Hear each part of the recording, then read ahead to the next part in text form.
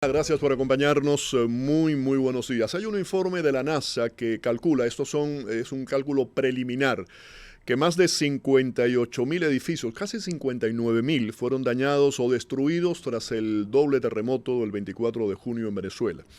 Nos acompaña a continuación el ingeniero estructural, ingeniero civil Rafael Camilo Gutiérrez para hablarnos del resultado del estudio y también hacer un análisis, ¿no?, de cómo ha quedado esa zona de desastre. ¿Qué tal? Muy buenos días, bienvenido.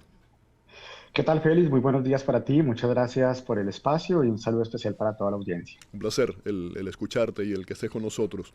La primera pregunta, Rafael, ¿cómo quedan estructuralmente hablando los edificios en esa zona afectada?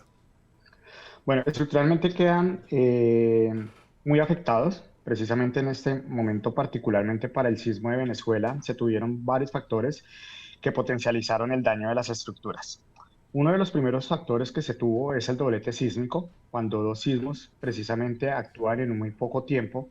Esto es completamente nefasto para las estructuras o dañino para las estructuras porque generalmente en un sismo una de las estructuras o la finalidad de la estructura es tratar de mitigar esos efectos del sismo y mantenerse en pie, pero al tener un segundo evento seguido, generalmente un daño o un sismo produce daños en la estructura y el otro generalmente es el que produce la mayoría de los colapsos. Entonces, en este orden de ideas, se tuvieron muchos factores que incidieron en el daño considerable de las estructuras. Uno de estos fue el doblete sísmico, entonces hubo una doble acción de sismo sobre la misma estructura que ya estaba debilitada previamente por el primer sismo y con el segundo Ujú. sismo generalmente tendieron al colapso.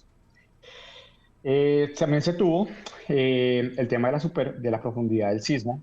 Generalmente en la parte de ingeniería civil esta profundidad estuvo muy superficial, estuvimos hablando de cerca de 10 a 20 kilómetros, mientras se maneja una escala de 0 a 70 para profundidades superficiales, lo cual también afectó considerablemente el movimiento y también afectó considerablemente las estructuras.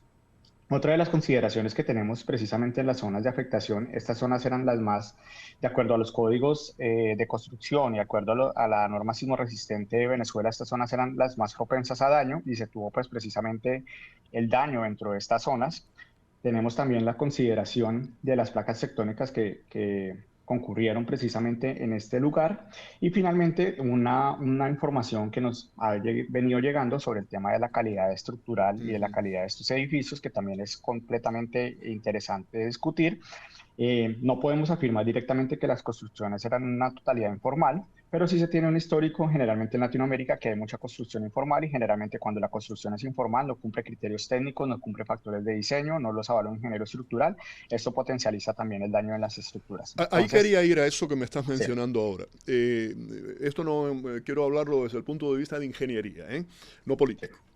Durante la gestión de Hugo Chávez se hizo mucha vivienda pública, es parte del populismo, de mucho de lo que él hizo, subsidiada para personas de bajos recursos, pero a la vez con bajos costos de construcción. ¿Consideras que esto puede haber sido parte del problema? Muchas de esas viviendas no estaban construidas de la forma debida. ¿Y qué ha ocurrido precisamente con esas viviendas subsidiadas?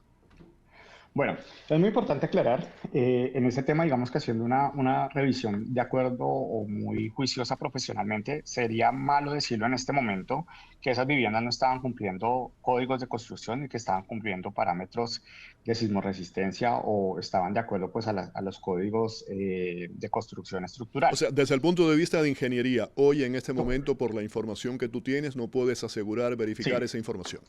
efectivamente, eso es una investigación que te tiene que realizar a posterior, donde se tiene que encontrar efectivamente si estas viviendas tenían los diseños estructurales, si estaba un ingeniero estructural efectivamente o ingenieros estructurales acreditando estas viviendas, los diseños que tenía estructuralmente que tendrían que pasarlos a la ciudad precisamente para aprobación. También pues el tema de todos los estudios que se hicieron para verificar efectivamente que los elementos estructurales o los elementos que hacían parte de la vivienda fueron efectivamente construidos de esa misma manera en sitio. Son muchas variables que se tienen que entrar a evaluar, pero esto ya sería en una fase posterior.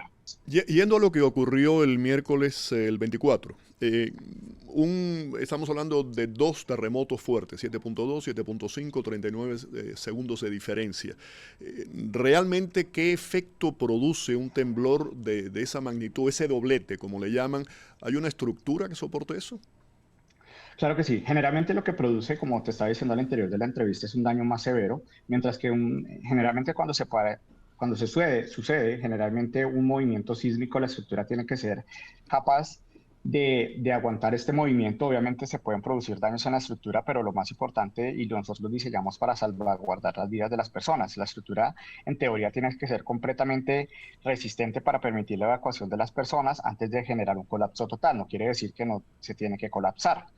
Cuando tenemos un evento como el que tú me mencionas, que son dos sismos seguidos, entonces tenemos una doble afectación. Por un lado, el debilitamiento completamente de la estructura y por otro lado, otro movimiento en el cual ya encontró una estructura afectada y pues sencillamente por eso es que se producieron la mayoría de los colapsos y pues lo que hemos visto en los videos y en la información es que el colapso se produjo muy rápidamente. Es también para darte un ejemplo, pues precisamente si tienes un alambre y lo mueves constantemente, pues va a llegar a su punto de falla más rápido. eh, y lo sigues moviendo, pues obviamente se va a romper más fácilmente. Digamos que para dar como un ejemplo muy fácil. ¿Qué hace? Yo, por ejemplo, no soy conocedor del tema, me imagino que Ujú. muchos oyentes se están preguntando esto, ¿no? ¿Qué hace que hay muy cerca una de la otra dos estructuras que una literalmente colapse y la otra se mantenga cuando han sido construidas aproximadamente con los mismos materiales en la misma época? ¿Cuál es la diferencia entre uno y otro? Bueno, realmente la diferencia que se puede evaluar en un tipo de estructura, o bueno, que permanece de pie mientras otras está derrumbada, según teniendo la pregunta, es precisamente el diseño estructural, las condiciones de sitio, efectivamente la calidad de los materiales, la calidad de la construcción, entran a atender muchos variables. Muy seguramente podemos asegurar que esta estructura que quedó en pie podría haber tenido un diseño constructivo más exhaustivo o podría estar alineada de acuerdo a la normativa de construcción. Se pudieron utilizar los materiales correctos, que también este es otro de los variables. No solamente estamos hablando de buenos diseños, sino también de buenos procesos de construcción y buenos materiales. Asimismo, también otro de los variables es que se les haya hecho los mantenimientos correctos. También tenemos mucho registro que muchas estructuras eran antiguas y pues no había como un plan muy claro de renovación. Te pongo un ejemplo aquí en la ciudad de Miami. Generalmente estamos hablando de los 40-year reinspection, en las cuales las estructuras que ya tienen 40 años, de acuerdo pues a los decretos del gobierno, toca renovarlas, toca hacerle una revisión estructural y toca efectivamente pues atender los problemas que puedan generar o que los problemas que tengan estructuralmente. Estos planes generalmente pues no son concebidos en Latinoamérica, entonces tiene que ver el tema del diseño estructural, el tema de la constructibilidad, el tema de los materiales, el tema de los mantenimientos, el tema también de características o análisis del tipo de suelos. Generalmente también hemos visto muchos problemas de suelo en las estructuras.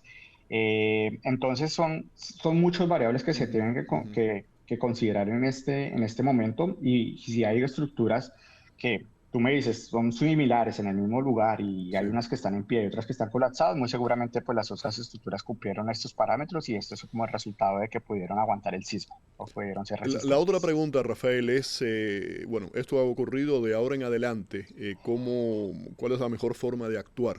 La pregunta es esta. Los edificios que colapsaron, totalmente colapsaron. Ahora hay toda una serie de edificaciones que fueron afectadas, pero que siguen en pie.